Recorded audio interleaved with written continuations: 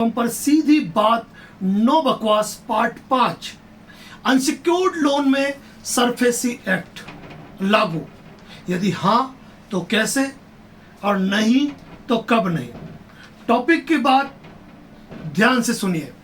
और एक बात ये कहूँगा कि यदि आपके मल्टीपल लोन डिफॉल्ट है तो आपको चाहिए कि आप एक अच्छे लीगल एक्सपर्ट की राय के अनुसार चले, क्योंकि किन्हीं विषम परिस्थिति और आर्थिक हालातों के चलते यदि आपका लोन डिफॉल्ट होता है तो कोई क्राइम नहीं करते हैं, लेकिन लोन डिफॉल्ट पर ढेरों नोटिस आते हैं। Section 25, BNS 316, 318, section 138 NI act, इसके साथ में आर्बिट्रेशन, लोक अदालतों के नोटिस आते हैं और कई तो फर्जी नोटिस आते हैं। लेकिन एक नोटिस ऐसा होता है जो हमारा हलक सुखा देता है, जो हमें चिंताओं में डाल देता है। और जब उस नोटिस को लेकर हम किसी वकील के साथ या किसी लीगल एक्सपर्ट के पास जाते हैं तो वो भी कहते हैं, ओह ये क्या हुआ।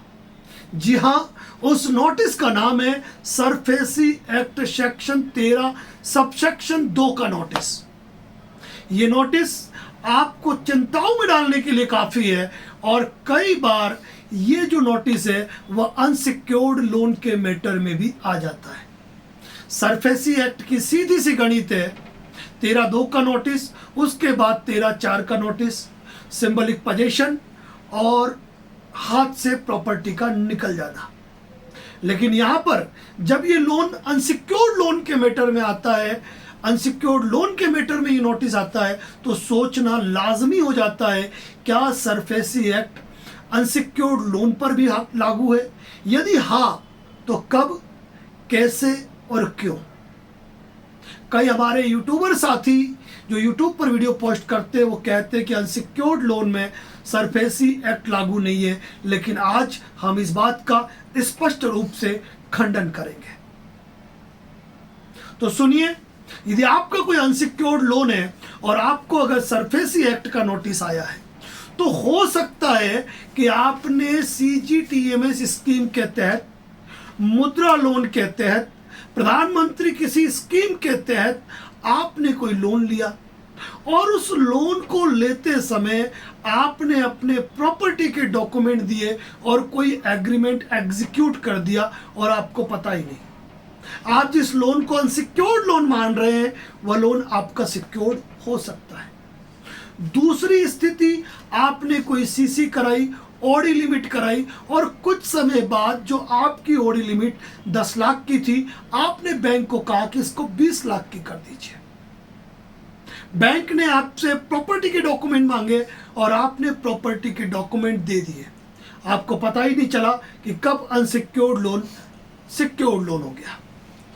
तीसरी स्थिति ये हो सकती है कि आपने अनसिक्योर्ड लोन ले लिया, चाहे वो लोन क्रेडिट कार्ड पर हो, क्रेडिट कार्ड की आउटस्टैंडिंग हो, पर्सनल लोन हो, बिजनेस लोन हो, लेकिन उसी बैंक में आपका लैप चल रहा है, यानी लोन अगेंस्ट प्रॉपर्टी, या कोई होम लोन चल रहा है।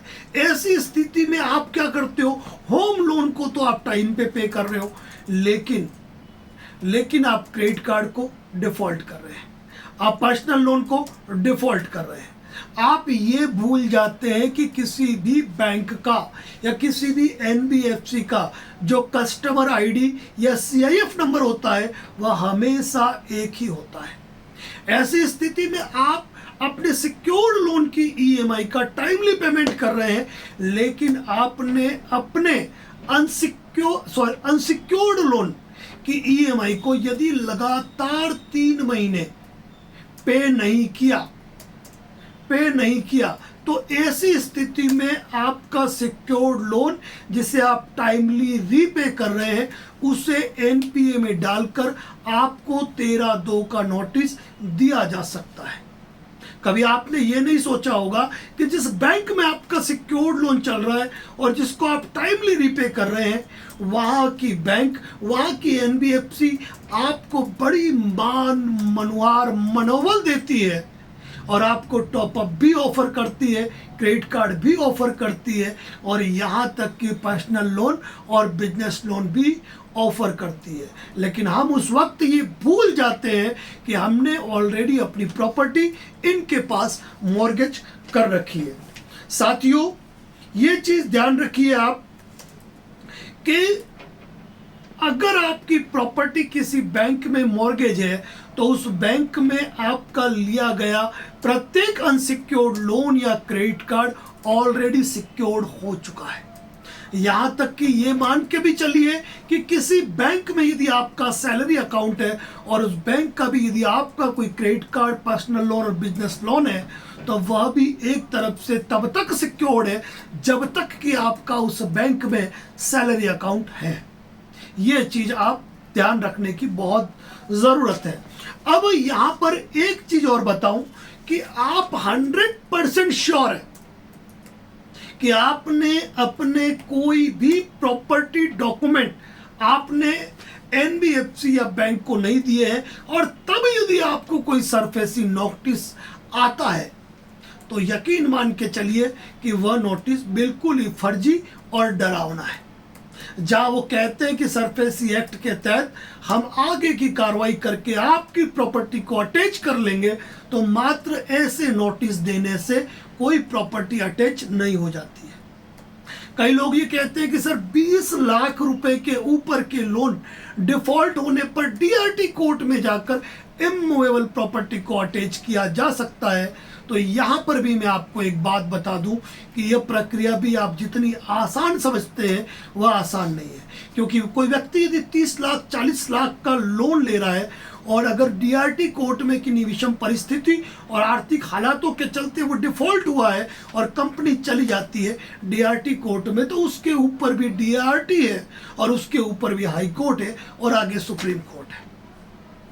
दूसरी बात, हमने 2 महत्वपूर्ण जजमेंट बताए थे आपको, एक दिल्ली हाई कोर्ट का, एक सुप्रीम कोर्ट का, जो आपने हमारे बैक वीडियो में सुने होंगे। यदि उन नोटिस की अनुपालना के अंदर किन्हीं विषम परिस्थिति और आर्थिक हालातों से आप लोन डिफॉल्ट के शिकार हैं और उसमें यदि आप प्रायर नोटिस देते हैं और कंपनी उन प्रायर नोटिस का तरीके से रिप्लाई नहीं कर पाती है, तो ये मान के चलना कि कंपनियों को उससे कोई भी राहत नहीं मिलने वाली है। साथियों, एक बात और जरूर कहूंगा कि एक लीगल फर्म द्वारा सरफेसी एक्ट का नोटिस दिया जाता है 7 दिन का, पूरी तरीके से लोन अनसिक्योर्ड, लेकिन डराने का एक खेल बदस्तूर जारी है। आप एक बात ध्यान रख लीजिए कि सरफेसी एक्ट का नोटिस न तो टेक्स्ट मैसेज लिंक द्वारा दिया जा सकता है, न व्हाट्सएप मैसेज द्वारा, या वो रजिस्टर्ड पोस्ट से भेजा जाएगा या उस व्यक्ति के घर पे चस्पा किया जाएगा, और दोनों ही परिस्थितियां विद्यमान नहीं है तो उसके लिए समाचार पत्र में प्रकाशन कराना होगा। 7 दिन के नोटिस पूरी तरह फर्जी अनसिक्योर्ड लोन में। और साथियों, ये भी ध्यान रखिए कि किसी बैंक में यदि आपका अनसिक्योर्ड लोन है और यदि आप उस बैंक के लोन को रीपे नहीं कर रहे, तो ऐसी स्थिति के अंदर बैंक आपके अकाउंट पे सीधा लीन कर सकता है। आप नोटिस दे रहे हो, उसका जवाब भी दोगे तो कोई मायना नहीं। और वैसे भी जब किसी व्यक्ति के लोन डिफॉल्ट होते हैं तो जाहिर सी बात है कि व्यक्ति के अकाउंट में बैलेंस तो होगा ही नहीं।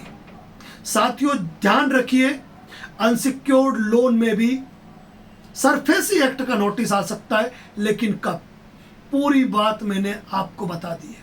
लेकिन आपका यदि कोई लोन अगेंस्ट प्रॉपर्टी है, प्रॉपर्टी मॉर्गेज है, होम लोन है, और यदि आपका लोन डिफॉल्ट हो गया है, 3 महीने हो गया है, तो हम कभी भी आपको ये सलाह नहीं देंगे कि आप लोन एनपीए करो सिक्योर्ड लोन के मैटर में, क्योंकि वहाँ आपकी प्रॉपर्टी रिस्क पे होती है।